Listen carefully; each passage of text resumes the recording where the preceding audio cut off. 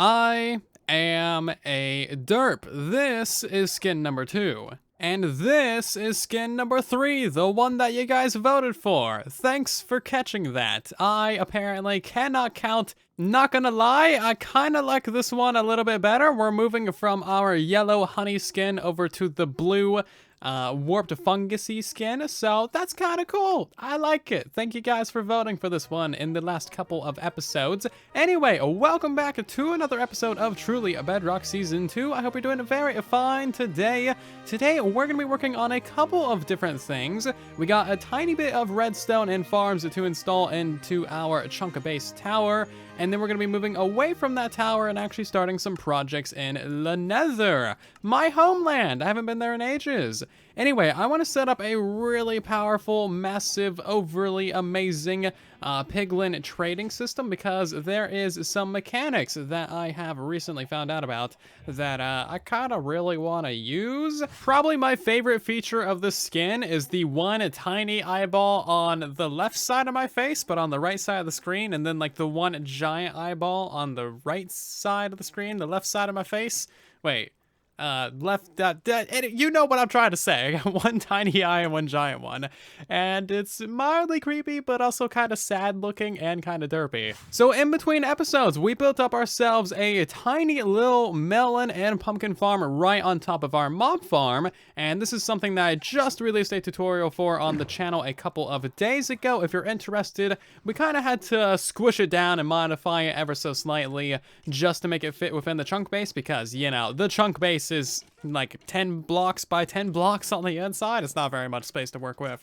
Anyway, so we got this thing built up in here. There's only a couple minor things that we need to do, such as like move the minecart unloader thing, which is this right here, and then actually set up the item dropper system.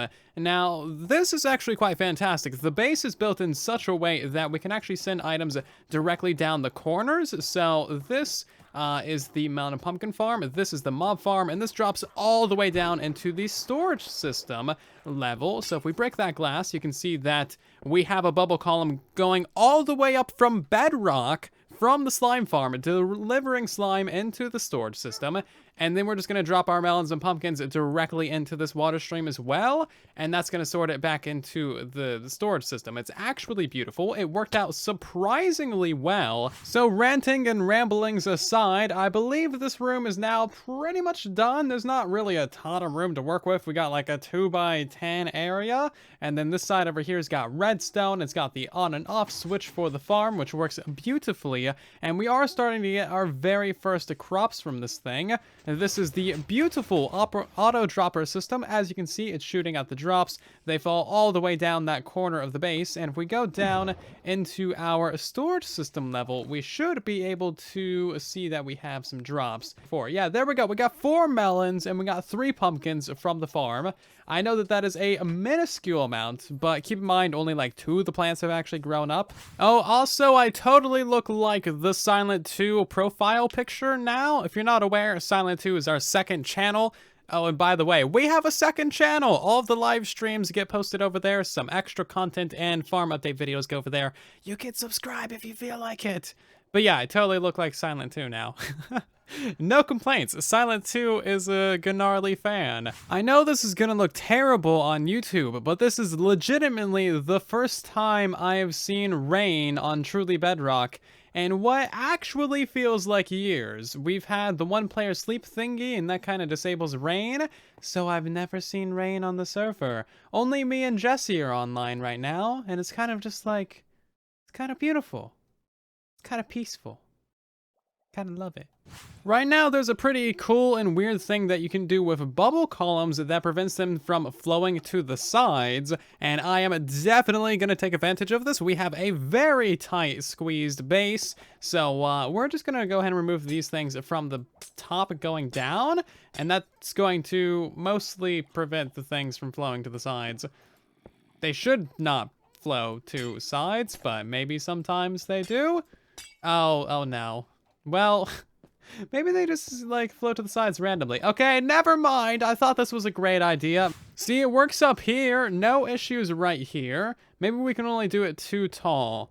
but I guess that is still a pretty significant improvement, so we'll try that. I have a solution, and the solution is buttons. This does appear to actually work, although it's really dark in here now, so we can just go ahead and put some lights in the corners, and that should prevent the bubbles from flowing everywhere. We don't have any annoying pressure plates, fence gates, or signs, so this is a pretty unintrusive way of like preventing that flow, which is nice. Now we can walk through here a lot easier. And on the topic of the bubble elevator, we actually changed up this thing like entirely. Before it was a diagonal, which was super annoying and not really that user-friendly, although kind of cool looking, but not really. And now it's just like side by side, way easier to use. So I got myself a little bit of a to-do list for finishing off the Chunkbase starter base Tower of Doom farmy thingy, whatever we're calling it. We need to finish off of the AFK floor, which is technically this floor right above us, and this is just where the AFK fish farm is, and this is a very janky floor as of now, but hey, it's got a nice little window in it with a good view. That's just kind of necessary to make the AFK fish farm work. And then we got a couple other projects as well. We need to build a netherwort farm in here. We need to build a concrete converter. We need to actually build something at the entrance of the base. And then we need to build something on the roof of the base. So as you can see, we got like that much room right there, maybe 15, 20-ish blocks in order to build a concrete converter and a netherwort farm. So sometime within the next 2 to 3 episodes, we should have the chunk base more or less completely done. And then we'll start moving on to some larger projects, larger farms, and then maybe even the main base of the season. I'm very excited. I'm actually really happy about how the chunk base is coming along, and hopefully you guys are as well. And on to building a Piglin bartering system. So before we can start building, we of course need to find an area to build in the nether. Right now I have claimed absolutely nothing in the nether at all, so we need to go scout and find ourselves like a perfect prime area to build. So for Piglin Bartering farm, of course you need to find yourself a crimson forest biome, one that is relatively large, that way you can get a lot of piglins really fast and then transport them into an area far away, that way more can spawn, etc, etc. And of course we're probably also going to want to build ourselves like a hoglin farm in the area, because why not? You're already in a crimson forest. And then if we can find some other like biomes by that are also useful for good farms, like, oh, I don't know, a soul sand valley for a ghast farm, or a delta for some magma cubes, or whatever, that would be great as well. Now, of course, there is a bunch of different ways to find places to build. The main one is probably just like explore the nether. However, that could take a very long time. I'm a YouTuber, I don't have much time, and also there's far more efficient ways that don't generate as many chunks in the world, and this is going to be a very helpful method for you in your worlds if you ever want to find a biome. So let's check it out. So right now we are on a website called chunkbase.com. This is a website that I've been using for absolutely ages. For like 4 years now. I always recommend them. Chunkbase is really, really awesome, and I don't even have like ad blocker on, as you can see. That's how much I like them.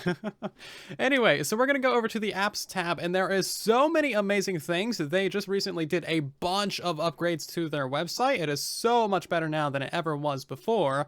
Anyway, we are specifically interested in the biome finder, but you can find pretty much any structure that you like. We're gonna switch it over to a Bedrock edition, of course. Put in the world seed for truly Bedrock, and that's gonna load it up just instantly. As you can see, it is super snappy and lovely. But now the biggest upgrade in a long time is that you can now see the nether biomes, and you can finally see the end dimension as well. So it's basically like a Midst, but for like your browser, and it's really, really good. So we're specifically interested in the nether. Now, truly Bedrock has a 1000 reset border for the nether, I believe, meaning that we have to build everything within 1000 so that it doesn't get deleted. So that basically means that we have 4 of these little squares right here to work in, and all of these dark red areas are crimson forest biomes. So we're looking for one that is next to these dark areas, which are the delta biomes, and we're also looking for one that is next to these brown areas, which is the Soul Sand Valley biome. That way we can have like an epic farming area of doom. So I got myself a list of potential coordinates from the thingy, from the website, and it actually turns out that the reset reset borders at 2,000. So we actually have a lot more area to mess with. The mining area is past 1,000. So everything past 1,000 is resources. Everything past 2,000 gets trimmed occasionally. So that's nice. Anyway, the first location that we got is this actually really, really cool, like, Crimson Cove. As you can see, it's just completely surrounded by Crimson Forest in all of the areas. However, we have a perfect, lovely lava lake right in the center that is perfect for a hoglin farm or a piglin trading area, and I actually really, really like this area. So the Crimson Cove actually has a really nice soul sand valley biome next to it as well. We're specifically looking for areas over massive lava lakes because this is a pre-built perimeter where we don't need to do any work or really much land removal. And also, there's a bastion over there. Realized I should have night vision on because it looks way better on YouTube. Anyway, this is our second contender, and this is a great area for a Crimson Forest because this entire massive lava lake right here is completely Crimson Forest. Also, it goes off in this direction, and it's a soul sand valley, so we can have two farms very close to one another, both of them with perfect perimeters, and it's really quite very good. And then if we go over in this direction just a little ways, you can see that we have a bastion, and that one does have a magma cube spawner and the actual loot room. And then right here is another perfect spot for a mob farm because we have a near perfect perimeter. So we could do a lot in this area, have it be all super close together, not to mention the magma cube spawner. And I think this is probably what we're going to go for. I've teleported to a bunch of other areas in the nether, and nothing quite compares to this trifecta area right here. It's not quite as beautiful as that Crimson Cove, but it's still, of course, really nice looking because the nether update is just so good. I don't know what to think about this. It is kind of cute and adorable, but also I think that that should be a dog head. Also, I can sit on this. I have to tunnel really, really, really far. Like, really far. This is gonna be my life for a little while. Oh, hi, what is this? Okay, that wasn't planned. Looks really cool, whatever it is. After a lot, and I mean a lot of tunneling, we have finally pretty much arrived at the destination. I know that there is like land somewhere around here, and I hear things walking around, but as far as I can tell, I am completely underneath a lava lake. I have fire resistance. I don't know why I'm panicking. So I think the best course of action from here on is to put a little hole right there so the lava flows in there, pop a hole right there, and then we're gonna swim on up. Now, we are going to drown, of course, because we, you know, drown in lava, apparently. How far away are we? Ugh! Oh, it was a strider I heard. Okay, yeah, I wouldn't have found land anytime soon. Let's get over here. And then this is the prime area. We got to look around and see if there's any, like, builds or anything. See if anyone's claimed it. I don't see anything. That right there is the area that we want. So hopefully we can get that. Can I get a strider? This is so slow. Alrighty, here goes absolutely nothing. Can we get into the air? Yes, we can. Look at this area. This is absolutely beautiful. I see no builds around here, and this is looking like the prime area for a lovely, like, perimeter. I also love, like, the lava dripping from the ceiling. I don't know, I feel like it doesn't get talked about enough, but that's like one of the coolest features. Anyway, there's also the Soul Sand Valley that is right here, and as you can see, bam, pretty much a perfect area to build. You don't really need to do any perimeter work because everything is already mined out. Just one big cavern over a lava lake. Let's go over in this direction. Yes, there's the bastion. Are we gonna get ourselves any pig step, I wonder? I'm not really familiar with bastions or what kind they are or what kind's the good kind, but I know that this kind is a good kind because it's got like the treasure room down there. I'm slowly poking my way into this thing, and there's a chest right here. Give me some pig step. Yes, we actually got some. Beautiful. I'm also gonna go ahead and put on the golden pants, so hopefully these guys will like me slightly better. Maybe? But yes, oh my god, we actually got some pig step. What? I did not expect that. That's beautiful. I love it. I love it so much. And let's poke around this place, shall we? I really want to get down there to the treasure thingy, because that is where Le Spawner is. And then I think there's also a loot chest down there, which might have some netherite tools in it. I'm not entirely sure what's going to be in the loot chest. It has been so long since I have actually paid attention, because they changed it so much during the betas. Okay, so these guys aren't angry anymore. Great, we can just go ahead and hoppity hop, hoppity hop hop. Hoppity hop. There's two things right there. Beautiful. I'm not really going to mess with that while the piglins are right here, because that's going to make them very angry. Get some over that guy. Okay, you are bad. Okay. Okay. Okay. Okay. Half a heart, half a heart, half a heart. Oh my god. Do not get hit. Okay. Okay. Okay. A couple more close calls and a lot of tunneling later, we actually finally have access to these loot chests. These places are dangerous. Don't go here unless you got like full netherite. I really need my chest plate on, but I don't feel like getting that out of my inner chest. Anyway, let's see what we got. We should probably go ahead and break that one. And bam! Diamond chest plate, protection 1. Okay, thanks. Cool. It's fine. I'm fine with that. And what does this one got for me? Another diamond chest plate with projectile protection 2. Cool! I guess the game knew I needed some chest plates. That's appreciated, game. Thank you. I will take those ancient debris. That is actually a pretty helpful thing. And then, yeah, the rest of this, not so much. But hey, 2 diamond chest plates that we don't need to craft. We'll turn those into netherite later, fully enchant them, and it'll be beautiful. In the meantime, there is many spicy cubes around here.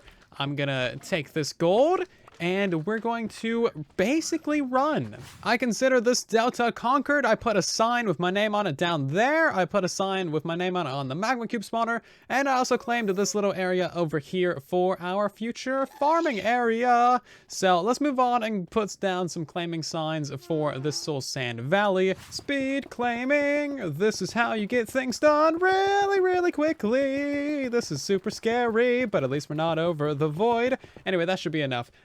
Silent souls. Yeah. And turn. The Crimson Forest is actually a pretty homely place once you get to know it and once you have thoroughly imprisoned all of its inhabitants. So I've just been gathering myself a whole bunch of piglins. As you can see, we got a ton down there in that hole. I tried not to get any with crossbows, but it appears we got 2 of them in there. And that's why I didn't want crossbows, because they shoot each other, and that's gonna reduce our population. Anyway, as you can see, we can throw 1 gold to these guys, and then if we go ahead and open up that chest, that should anger them, but I guess they're already angered, so whatever. Anyway, basically, this is going to be our starting population of traders, and as you can see, from 1 gold, we got a whole lot more than 1 trade. In fact, it looks like we got about 6, possibly 7 trades. So that is how we're gonna get, you know, a lot of stuff happening at once. And in fact, it's gonna be even better than that. So I need to go ahead and I need to name tag all these guys. That way we don't have any of them actually despawn. I'm pretty sure you gotta name tag them. I brought iron for an anvil. I did not bring iron for an anvil. I thought I brought iron for an anvil. Oof, okay. Well, I guess I can trade for some more iron? That's only 2 ingots. I'll have to go back to the base and get some iron. I thought I grabbed a stack of blocks. Regardless, yeah, we're gonna name tag these guys. We're gonna get them all in a 1-by-1, and then we're gonna have many trades happening all the time. It's gonna be beautiful. Oh, look at him. He's so cute. Okay, that one's not so cute, but this one's really adorable. They kind of bite you like a little puppy. Aw. That one actually bites you. This one, he just kind of throws you around. Aw. He's so adorable. I think I'll keep him, but I won't keep this one. This one I'll eat. There we go. This is gonna be my nether dog. Oh my god, I actually got another right hoe. Finally. You know how many times I've traded with piglins? We have like a Piglin Trading redemption on stream, and I swear we've traded like 100 times to piglins, and never once have we gotten ourselves another right hoe. This is beautiful. my first proper netherite hoe on the server. We're gonna save that thing, and as soon as I get some actual iron, we're gonna rename that to something beautiful. So it turns out that we don't actually need to go back to the base. I just traded all the gold ingots that I had to those guys, and now we actually have enough iron to make ourselves an anvil, because they trade the iron nuggets, which is a super inefficient way of getting iron, but we did actually get enough for an anvil, so I'm not too disappointed in that. Also, I've successfully restocked on fire resistance, and we got all of this other junk in here, most of which is completely useless. Probably the only stuff that we actually want in here is like the ender pearls. There's actually a lot of ender pearls in there, and then the quartz, and then the soul speed, and then the something beautiful, and then maybe like 2 other things. The rest of it, pretty much garbage. I told you I was gonna name it something beautiful. All right, so I got myself a little bit of a tiny trading cell set up right here, and this is definitely very temporary and extremely janky, as you can tell. But the idea is to get a couple piglins out at a time using a boat, like how we're gonna do right now. So let's just put down a boat. Bam. How's that gonna go? Do you guys hate me? Do you? Nah, you're fine. We know what we're doing. Anyway, so then we're gonna name tag them, right? And then we're going to break the boat. If we can break the boat. Or they just straight up die. I'm sorry, Alabar. You just straight up got murdered. Cool. Okay, well now they definitely hate me. Sorry about that. We're gonna go ahead and hop up here, and then this guy should pathfind around these stairs. This is Ansara. I'm gonna die, aren't I? Let's put on the boots. Anyway, and then ideally, this guy will walk up the stairs, all the way up the stairs, and then fall all the way into there. Ideally, without dying. It's not a very good plan, is it? Anyway, I just need to do that like 30 more times. Okay, so right now I got 3 of them in there. This is actually going mildly all right. We got Ansura, James, and Seabones in there, and then we got all of these other lovely people that we're going to be naming the Piglins after, and these are our top patrons. Thank you, everybody that's right here in the inventory, and many, many, many others for being a patron and supporting the channel. You're getting a Piglin named after you. Don't worry about how the Piglin's going to be imprisoned and then traded with forever against its will. We don't need to go there. We just need to, yeah, know that you're getting something named after you. Anyway, let me go ahead and do the rest of these. This is actually a very dangerous process, and I need to focus.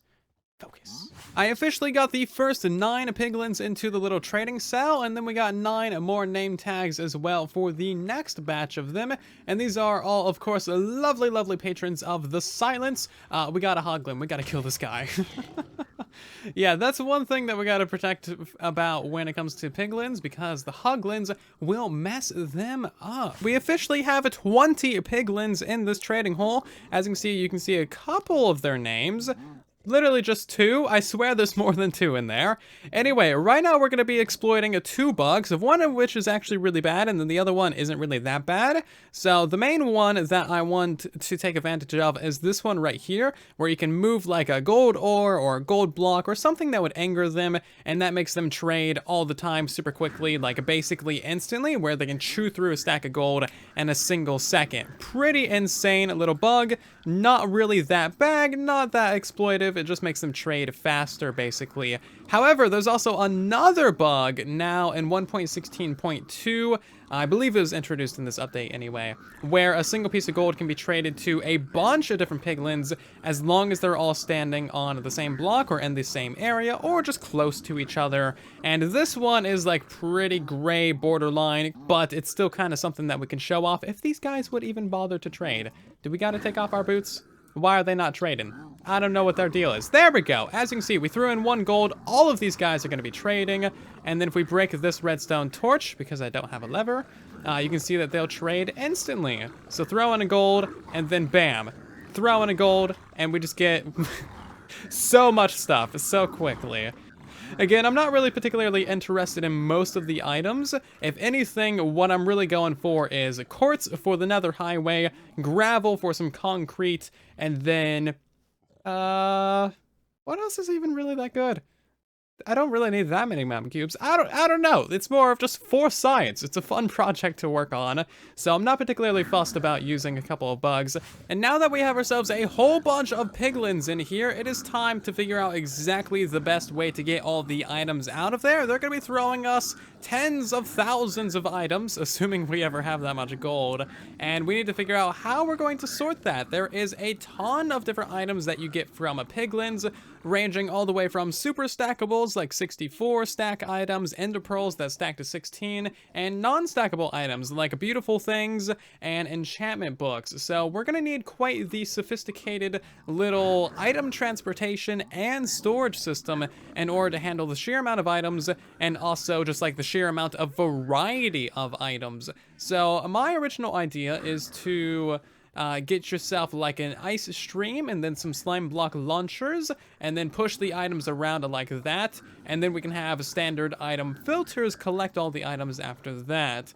I'm not entirely sure how to design that. I've never done like storage tech in the nether before, so let's head over to my creative world and we'll figure out what we're doing. So far, this is actually coming together pretty well. I'm very happy with it. So we'll have to stand on a pressure plate for these guys to trade because they actually throw items towards the player. So you got to be standing right here for things to really work the best. We have that clock activating a dropper, which throws them a piece of gold. And then the best part of the system is we just automatically launch everything. Right now, it's actually perfectly synchronized, which I was not aware could happen, but it's actually really funny when it's not synchronized because the items bounce up and down all the time. It's great. Can we get it to happen? Yeah, there it goes. And then all the items eventually get bounced to the side. I think the game's actually starting to lag a little bit because of the sheer amount of items that we have over here. Like, we have a lot of items. This farm is gonna be really, really, really crazy, and we're gonna need quite the storage system just to make sure that everything really works. So this is the beginnings of the storage system. We then need to align the items on something like a chest or an ender chest, actually, because we'll have to use slime blocks, and then that'll align them so that they can go over hopper while still staying on the blue ice. All right, so the Piglin bartering system is now done. Basically what happens is you have to stand on the pressure plate that activates the clock, which moves the gold block and also dispenses the items to them. They throw the items to you, they all fall directly downwards and get launched by that slime block into this ender chest so that they're aligned above, you know, the ice and the hoppers. That way the hoppers can pick them up successfully, and then this slime block launches them along the line. This is definitely not enough hoppers for all of these items to get collected, and currently excess items just sit here at the end, or they can go into lava, which is probably what we'll end up doing on the server because this is a lot of items. Anyway, we're gonna trade with these guys 9 times and we'll see how many items we get. So yeah, as you can see, that's kind of like a lot. So all the hoppers have a few things in them, like a lot of things. And yeah, then we also have all of these items down here at the end as well, including another hoe, all that stuff in there, all these things in there. It is a lot of stuff. Lots and lots of items very, very quickly. And that is with 20 piglins. So basically 1 gold is giving you 20 trades. So that's 20 times 9. Each one of these gives you like a lot of items per trade. It's a multi-million item per hour bartering system is basically what I'm telling you. Well, I've never seen that before. I just broke all the other sides of the chests and then all of these ones opened. So 9 gold gets you approximately this many items from 20 piglins. And here it is! I have pretty much completely built it on the server using 100% naturally bartered resources, including the, you know, obsidian and the nether bricks. The blackstone technically came from the delta, and everything redstone came from the base. Okay, maybe it's not 100% bartered. Anyway, so we can go ahead and remove that redstone torch. That should make it so that we can see these guys again. Hi, how's it going? And then we got to deal with the hoglins. There's so many hoglins around here. We're going to have to get rid of these guys one day. Anyway, we don't have any slime blocks because I didn't bring any, so we won't see them get launched into infinity. However, we can still go ahead and stand on this and see that the whole system is going to function as it should. Now, if we go ahead and put some gold in here, we will get just a lot of items. Many, many, many items. Yeah, that's a lot. It's so much. Anyway, how many items did we get from 14 gold? Oh, you know, an entire inventory. Yeah, as you can see, this is a very, very powerful way of doing things. It is super cheaty. So let me know your thoughts about this way of Piglin bartering down in the comment section. I think we will go ahead and set up like a full system and just use this to its maximum potential. It's definitely not going to be around for that long, so I figure we may as well go ahead and have some fun with it while we can. And then most of the resources that we get from this, we're probably going to end up donating to the Nether Hub or to various, you know, members of the server. Like, for instance, I really don't need this much fire resistance, so we'll put like a fire resistance place in the Nether Hub for people who want to go adventuring. And then the rest of this we can donate to various different builds on the server. I'm not going to be using most of this, so we may as well give it away and allow others to use it to their heart's desire. So in the next episode, we're going to go ahead and set up ourselves a mega storage system. As far as I'm aware, the slime blocks will launch items on blue ice up to 38 blocks away, which is pretty good. We're going to stack that entire thing with item filters. We're going to need double, triple, quadruple item filters for the amount of items that we're getting, because we're getting so much stuff from this little farm. It is honestly quite insane. Also, of course, let me know your thoughts about this in the description or in the comment section. I mean, you can try and put it in the description, but comments is probably going to be a little bit easier for you. This is a pretty cheeky little thing with so many trades per gold, but then again, the items that you get aren't particularly good. So let me know what you think about this kind of bug and exploit down in the comment section. I really do want to hear from you guys. And otherwise, that is going to do it for today's episode. Thank you so much for watching. I hope that you have enjoyed. Make sure to leave a like on the video. It significantly helps out the video and the channel a ton. If you're new here, then make sure to subscribe so you don't miss future episodes. And otherwise, I'll see you guys down in the comment section and in the next one. Thank you ever so much for watching. And then there was silence.